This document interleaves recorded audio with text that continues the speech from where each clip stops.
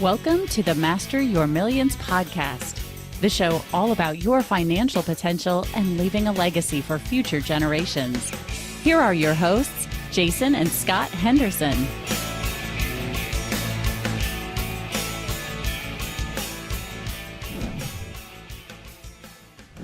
So we're really excited to have James Dixon today on the podcast, and really feel honored to have you on the podcast. Thanks for coming on. Oh, well, no, thank you. This is an honor. It's like hanging out with two twin powers over here. So I appreciate that.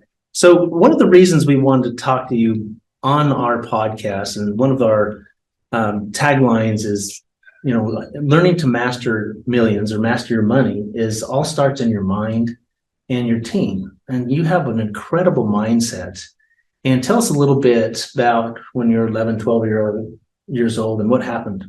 Well, when I think back to 11, I don't have any memories of what my birthday was like or any of those things. Everything goes back to that hospital. Waking up, I can remember the night before the amputation, taking the soap they gave me. They told me I was just going to be washing your leg. And they said, use a special soap on your leg. Not knowing I was prepping myself for surgery. And they were just like, here, use it just on this leg, though. I said, okay. Had no idea. I trusted them. And so when I woke up the next morning, my leg was gone. I felt betrayed because no one told me I was going to lose my leg. In fact, when they asked me about it, I said no. And so I remember the wash up. I remember waking up, and I remember the doctor coming in like, hey, how you doing? And the anger I felt that he had taken something from me without permission, will, and my parents weren't there. And so when I woke up, it was just the doctor and me and the nurse, of course. So tell me a little bit about how you worked through those issues. I mean, they haven't been commissioned. I'm assuming that you have quite a bit of anger. Well, I did. I carried that anger for a long time. I carried it for multiple reasons. First, the betrayal, the fact that no one told me, right? And I believed Mom when I said, Mom, I don't want to lose my leg. And to wake up and it's gone. And then her response was to slap me for having an attitude and for swinging that pillow at the doctor. And then she was like, don't you understand you're a cripple? To her understanding mindset, I'd never been able to do anything. So why would there be any idea, believe, son, you'll one day play basketball, one day you'll run. I'd never done those things in my life. And why would I be able to start now? Being called a cripple was trying to wake me up to make me realize that you are that. And the moment you realize it, the better off you'll be. That's when I broke, because I didn't want to be that. What was it that helped you to overcome that? What I see is not a cripple. Right. What I experienced when I very first met you, I saw you dressed like a normal person.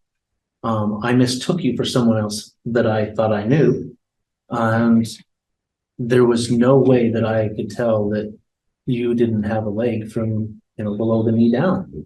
You moved and acted and everything. No one could tell. Well, thank you. I feel like I'm a pretty observer, but I could not tell. What helped you get from where you were on the hospital bed that morning to where you are today? Someone, a lady named Keziah, that's my grandmother. She saw what I could be until I could see it for myself. And so she believed for me. And I picked up on that belief. So what you saw walking is just an echo of what she believed. Things that I'm doing now, she saw me doing as a kid. She told me I would be that. The only reason why I wear the S is because she told me I was Superman. And so not about the guy with the cape. It's the guy with the capabilities. So she always was communicating that? Always. Always spoke life. Always spoke what you can be. Always, it was always affirming. There was never a time where I ever heard a negative comment about what I would be or what I couldn't do. It was always, you will be, you can be. And even when it came to me, handing me the Bible to read, and then she'd explain what I was reading, all that type of stuff. It taught me oracle skills. It taught me to communicate. It taught me to be bold. Laughing at the stuff I would say caused me to be more charismatic and outgoing rather than introverted. You see, it was all about coaching, mentoring. And I'm sure it's the same way in your financial aspects. When you're meeting people, teaching them habits that change things, changing their mindset, taking the fact that here I was lacking mobility, but I wasn't lacking access to information. And the information she was giving me was, you can be, you will be. You are not limited. Always in a positive sense. Always. Well, that's another, you touched on something else as we talk about that in a financial realm, in the event you're going to earn millions and enjoy those millions, you've got to have a team. That sounds like to me, the first and maybe the most important member of your team was your grandma. It was. Who would you say are some other people that have been key players in the team through life? Through life, I'm going to do it this way. My grandmother, my mom, even my dad, because it provoked me to do things differently. The death of my brother, his murder, Marcy with Crown Films, because she was the one that took my story and opened it up for other people to hear about it. It was going to take too long for me to get one person at a time. I would have ended up being a hero to some, but there would have been a whole lot of people I could have gotten to, and I would have been like the end of Schindler's List, talking about if I'd only sold this watch, if I only got rid of this, how many more could I have reached, you know? And so when I came and these relationships that extended, and each one is connected to the other, you are connected to that, because we're talking about something that will echo long beyond our lifetimes. We're talking about touching lives, impacting people. We met in San Diego, and we were so connected that we're here today in Fort Wayne talking. Yeah, there are a whole lot of people connected, but it becomes a chain, and each one of those links are important. It's just at different times. The closest one to the lock was his grandmother, because I lean on that. When they were talking about the book, I've read it out loud only once. I read it at her gravesite. You know, I wanted her to hear it first. I love that. Thank you for sharing. So the prosthetic that you received back when you were 11, describe it a little bit for me. What was it? Heavy? Was it 25 pounds, wooden, and it was nothing more than it was impossible to utilize. It wasn't about, it didn't allow capabilities. What that leg did was it allowed masking. It looked like a leg. It allowed me to drag something around, and people will celebrate you dragging your leg around, like, hey, he's moving, because it's an improvement over nothing. But I was mastering bad habits. I was mastering bad movements. I was enduring a lot of pain. I was dealing with boils. Back then, they would just say, callus up, get tougher, right? But that wasn't what was happening. What was happening, that was you're breaking your body constantly down. You're atrophying your leg and all those things by dragging it. You start using it like a cane instead of walking. And so technology improving only was catching up to what I could do. What I do, things I do today, the limitless life I experience, I've always had that ability. I just didn't have the technology. When was it that you finally got a prosthetic that was equal to your capabilities? 4 years ago. I was 45 years old. And before that, you had always had a wooden one? Before then, I always had prosthetics that were trash. I mean, when I say trash, they were the bottom of the barrel of legs. Because the one thing that can be done is someone can get you a prosthetic, build it for you, wrap it around and put a skin looking like leg to match your other one, but underneath there's no engine there. You see, it's the technology that you need. You have to have the energy return. It's like saying I make $100,000 a year, but I spend 150. I'm bankrupt because of habits. And you give me a leg that's missing something. What am I going to do with that? You know, it looks good, but it doesn't allow me to do good.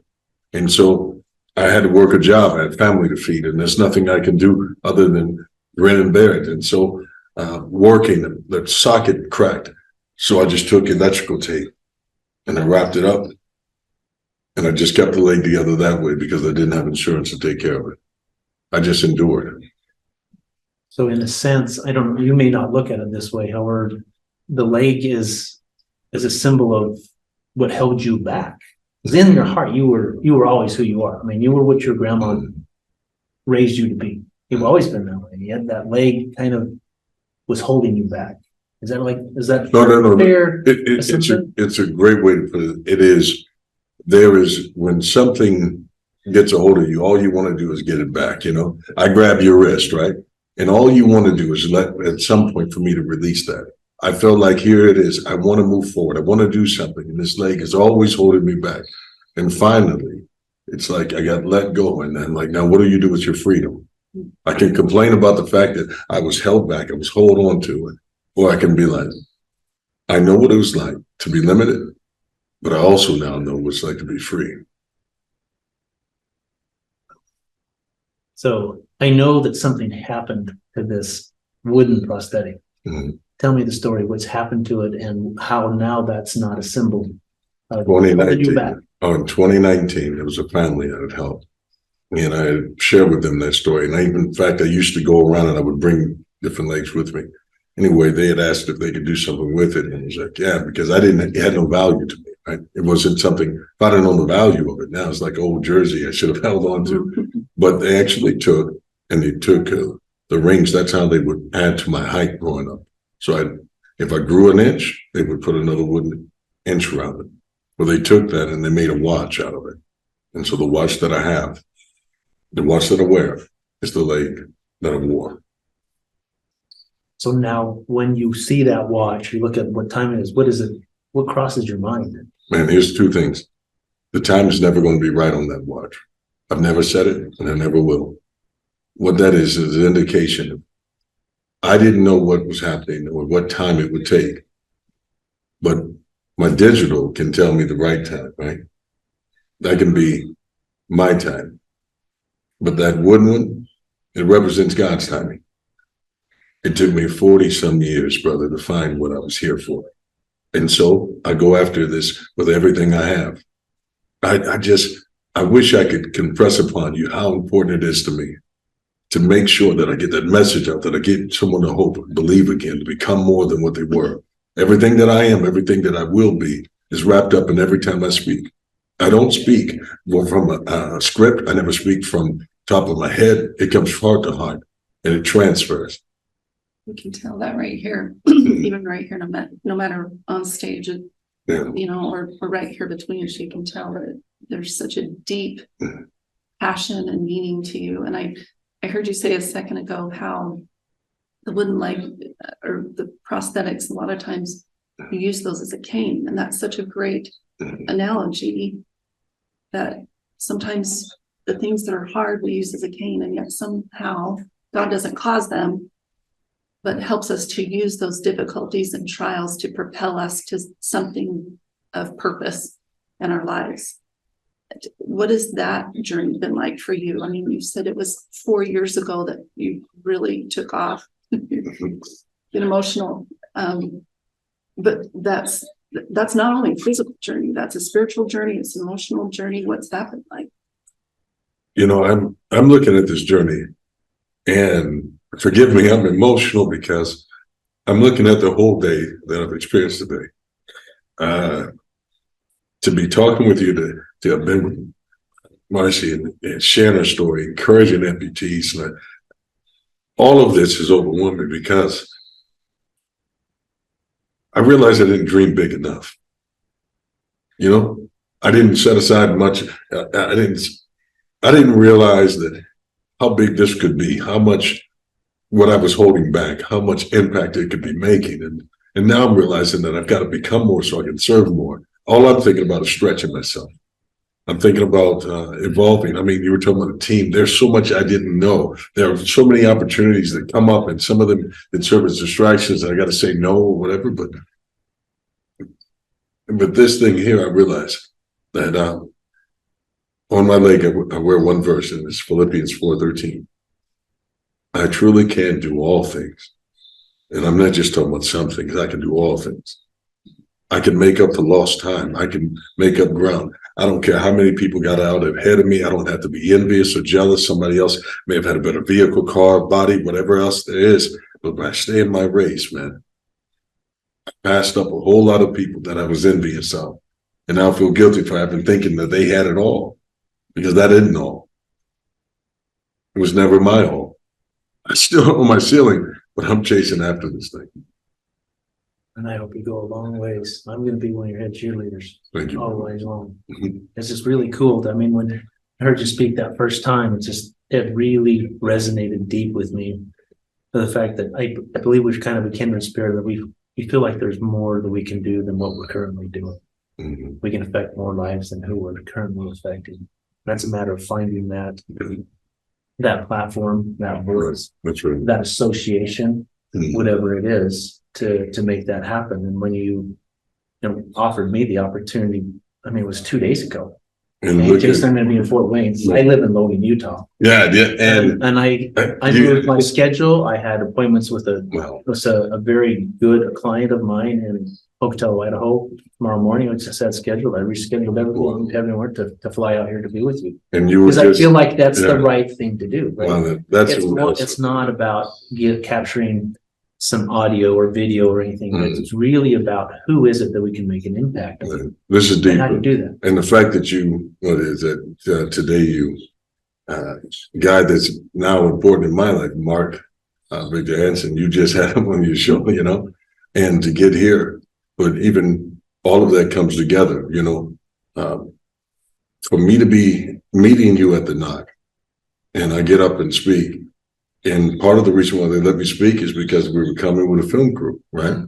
And they were like, there was going to be 1 or 2 minutes. And then they were like, no, just keep going, right? And you could see them like, just keep going or whatever, As I'm watching them wave, keep going, because, it was something transponded there that was just totally different, And then when I look at the fact that I walk into the audience and someone says, Mark, I talked to him, he wants to talk to him. He's like, who? And they were Chicken Soup with the Soul. And then here it is, we're here. And there's a purpose in all this.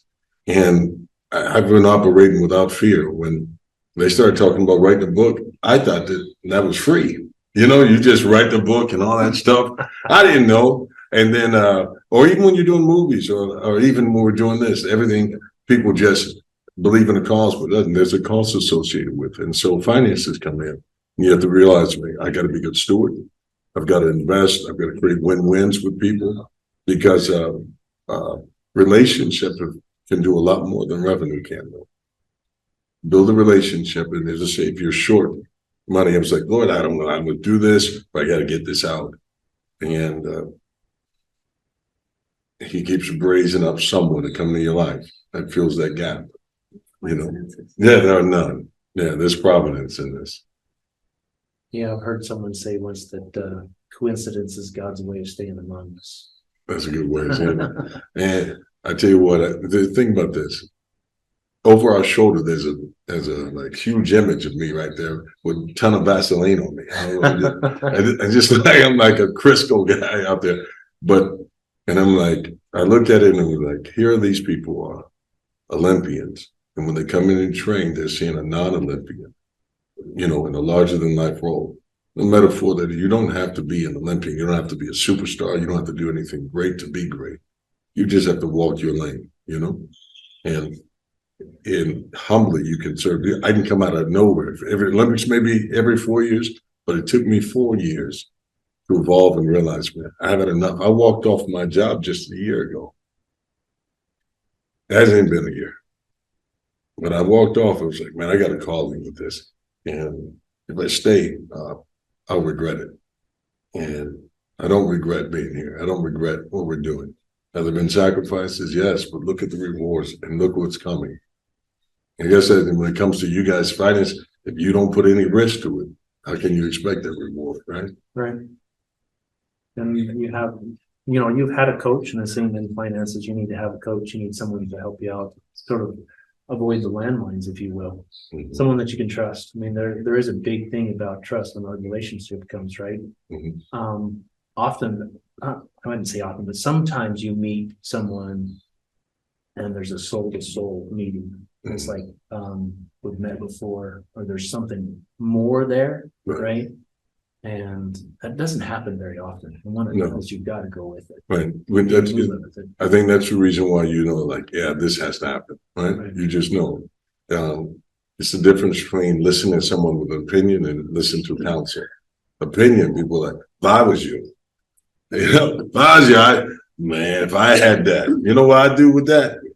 Ain't no way but when someone gives you consultation, they've been there, and that's why I look at being a mentor to people. I mentor the mentors, and I see the guys that I've mentored go out and do it, and I hold them accountable to keep believing, keep making impact. Don't give up, don't get selfish, and don't get caught up in trying to be a star. Just be you, So there's two questions we usually ask everybody that's on our podcast. Okay. Number one is, in the event you could go back and talk to 20-year-old James, Yeah. what counsel would you give him? And the second one is, where's James going to be in 5 years? Wow. Okay. So this is what's weird. Okay. The 20-year-old me, I would be like, hey, wear shorts. Right? That would be it. I would just walk up with scissors, clip that off, like, just go outside with it. Trust me, the thing will work out, and just have gotten over the shock and all of it, but. Because you went for how long? I don't mean to interrupt. No, I went for how long? With always wearing pants. I was 45 when I decided to do For the fact that you were embarrassed that you had I could not accept that. You see, as long as I could mask it or cover it, it was called as long as I could pass. You know what I mean? In the same way that. So you were pretending. So civil rights, you were always absolutely kind of making a play of sorts. Everything was about masking. I didn't want anyone to call me that. I would fight. I would deny it. I would lie about it. If someone, hey, I heard you had it. No, man, where you hear that? Because I didn't want to be labeled with that. I wanted to pass in the same way. If you was, it was called passing in the 60s. If a man were light skinned and he could pass for white, he would deny being black in order to get the benefits during that time where there's all. In me, I wanted to not be labeled, and so if I could hide, but when I was hiding, I put my whole life on a mute button, and so there was absolutely no one that could hear. How do I get out of that? Because I was holding on to that. How do I learn? There were techniques I'd learned in masking, though, and pretending and watching that I can now transfer over to other people. And they're like, man, I never saw that. Even people who build legs can't do it because they're not an amputee with it. And some who are amputees came late in life, so they never had to go through the development, the challenges, the bullying, and all those things. So if you ask me, where will I be in 5 years? In 5 years, man, I will have traveled. I will have mentored people.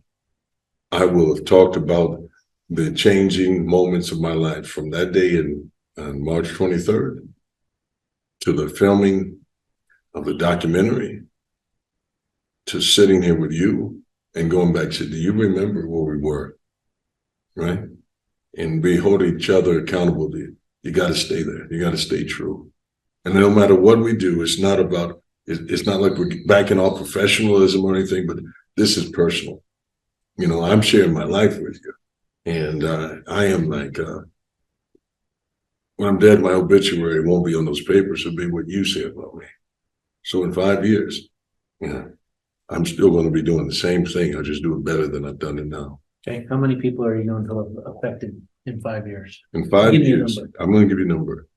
Mark said his goal was to affect 1 billion people. He did 500 million with Chicken Soup of the Soul, but he shares that with Jack Canfield. So you're only saying he's got 250 million. So he's got 250, right? Okay, they were fighting words. But here it is. I'm going to help him get to that rest, because with what we do with the documentary is going to touch on us. What we do with the book, we'll find that other missing 250 million that Mark doesn't have, because it won't come from a collection, guys. I believe we can really inspire. It goes beyond the leg. It goes beyond that. So you're saying 250 million, or are you saying 500 million? I'm saying, yeah, I'm going to get that real 5, and then they'll loan him 250 because his name's on it. All right. Yeah, I mean that's a loan. That's debt. That's debt. So he's in debt to me now. All right, I got that. Okay, I want to hold you to that. 500 million. That's a goal. I'd like to have you come back on the podcast and say, Jason, I did it. Yeah. Thank you to you and everybody else that's come along the way. That's been awesome. You're spreading that now. We went from a few thousand to 1.4 million on the YouTube. And you don't think that we're going to keep spreading? Oh, that gets crazy. See, it's not the 1.4 million you look at. It's the 121 million I've already been viewed by. Those are individual views, not redundant. So if 121 I did with views, if I did that before the book came out, 500 million is not out of the question. You see? So now are you rethinking that in 5 years, 500 million is not? Well, I had to loan 250 million to Mark, man. So I got to make up for that somehow. So you're saying 500 million in all. So that's 750 million total. If you Yeah, easy. That, okay. So that's what we're going. I'm liking the bigger We're going to do that. And you so know, what's wrong with going to $1 billion? well, the only problem with that is that you said 5 years. I need 10 for that, you know, because it takes a while, 3 to 5 years before the book even matures and it gets everywhere. And so we tell the story. But in 10, we'll be there. Okay. Yeah, I didn't say me. I said we. It's the things that we're doing. It's us. Yeah. But your voice is kind of central to that. Mm. It truly is. I mean, your unique ability and your unique background and your unique story It's is central to that, right? Mm.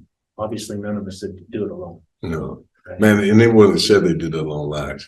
This is, you know, if you were to look behind people, you see the hand of a school teacher that gave them encouragement. You see parents, grandparents. You see behind you there are mentors that people don't know. There's someone who gave you wisdom that told you not to throw in the towel.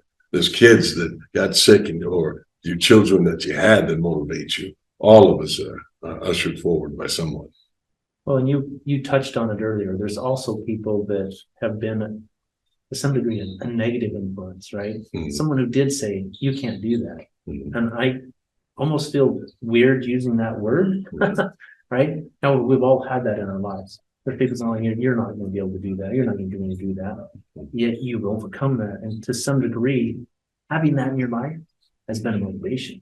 Oh, man. And so you can even look back and thank him. Like you mentioned mm-hmm. an individual earlier. So even him, you know, mm-hmm. you do think that he was part of the team, part of helping you getting to where you're at. You know, something really unique happened. It was just a moment. I got to see him today, my dad.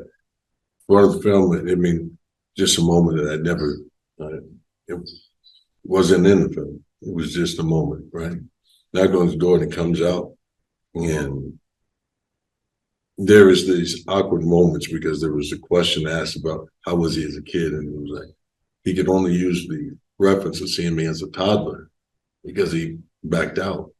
And I realized that the reason why he couldn't go forward, that so I reminded him of the time I got in trouble to remember there's other times that he saw me, but there's only a few times.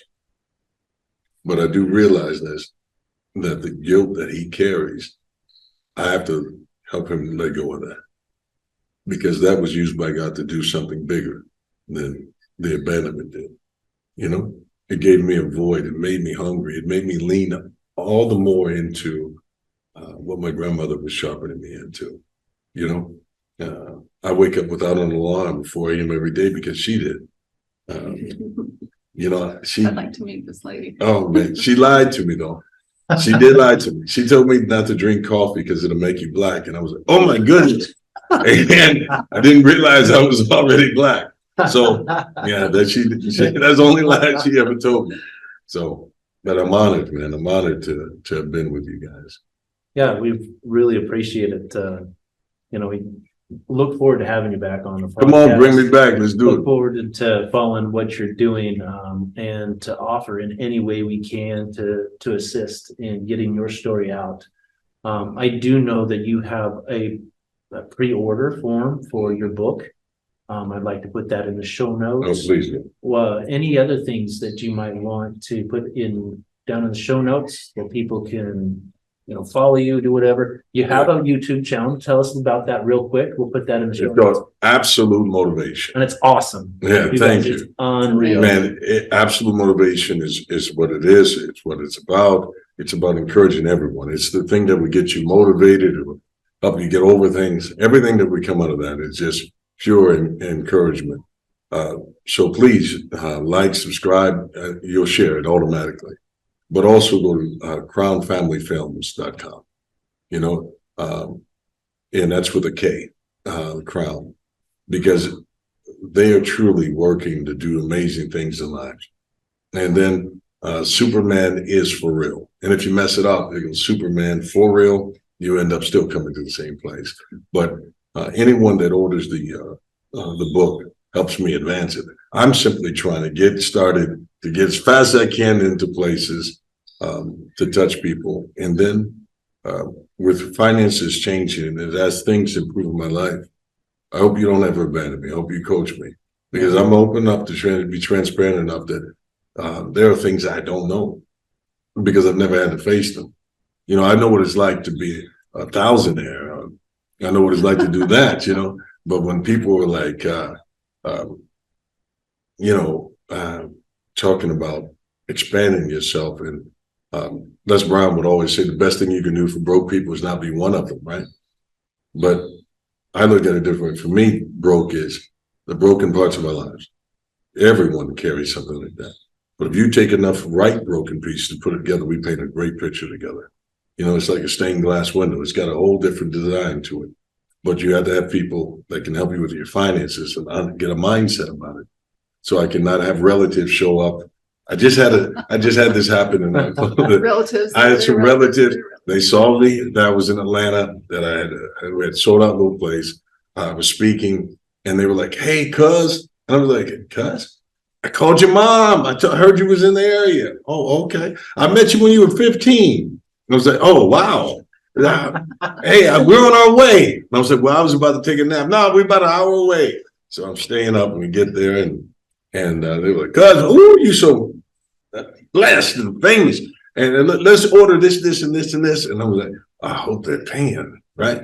Because, you know, I made sure I ate first, so I didn't have to eat with them, you know? So when they asked you, "You're hungry," but then they kept ordering stuff, and then they were like, "Woo, cuz, thank you for getting this for us, man. But we're trying to get like," and then I had another one who was like, "Hey, I got this business that sells eyelashes. If you would," I was like, no, no, you know what I mean? Even if I had it to give, I would have said no. But learning to invest in the right sources, right people, right causes, and to know how to get a return on it. You said a millionaire mindset. That I don't have yet. I have the heart to reach a billion people, but I need the mindset of how to handle when a million comes. You know? Well, I think you're much closer than you really think. Much closer. One of my philosophies has been is that we can only serve people with our two hands, and we're limited to our two hands when we can serve. However, when we're able to have some money and can master that and have it, we be in control of it, our ability to serve others becomes unlimited. Right? Because when we have some money to serve it, I mean, take the film, for example. Is there a title to the film yet been determined? There is a title for the film. For that, I would have to call on my trusted sidekick. Marcy, what is the name of this film? Yes. The Power of Sports for Amputees. The Power of Sports for Amputees. As you can see, I have Alexa, and but that is it. Any estimate of when it's coming out? Well, we're working on towards this fall, so now it goes to editing. We'll wrap this thing up, and we're going to make a tremendous impact in people's lives. Okay, and so that's an example. Okay, the number of people that you can reach with yourself is limited to your time. However, this film can be viewed by people that will never see you in person, right? And it required some finances behind that film, whoever that is, whether it's donors or business venture or whatever. Right? Some money's behind that is then saying, wow, you can serve people around the globe. There could be, a schoolroom of children in a foreign country, right? That might watch this film and say, I can, right? Something like that. So, dude, you guys, man. So I don't know what happened to Harry with you, Henderson. James is staying. I'm sticking around. Okay. Good stuff. People, I don't want to miss out the fact that you jumped on the flight, you separated yourself from your schedule to come here to be with me. Thank you. And I really appreciate you. It wasn't a small thing, and I appreciate you. Thanks for the invite. Thank you for the invite, and it wasn't a small thing to be invited to come to the interview. So we thank you a lot. So thanks. Thanks for listening to Master Your Millions with Jason and Scott Henderson. Check the show notes for any links or contact information about today's guest. Make sure to follow the show so you don't miss any future episodes.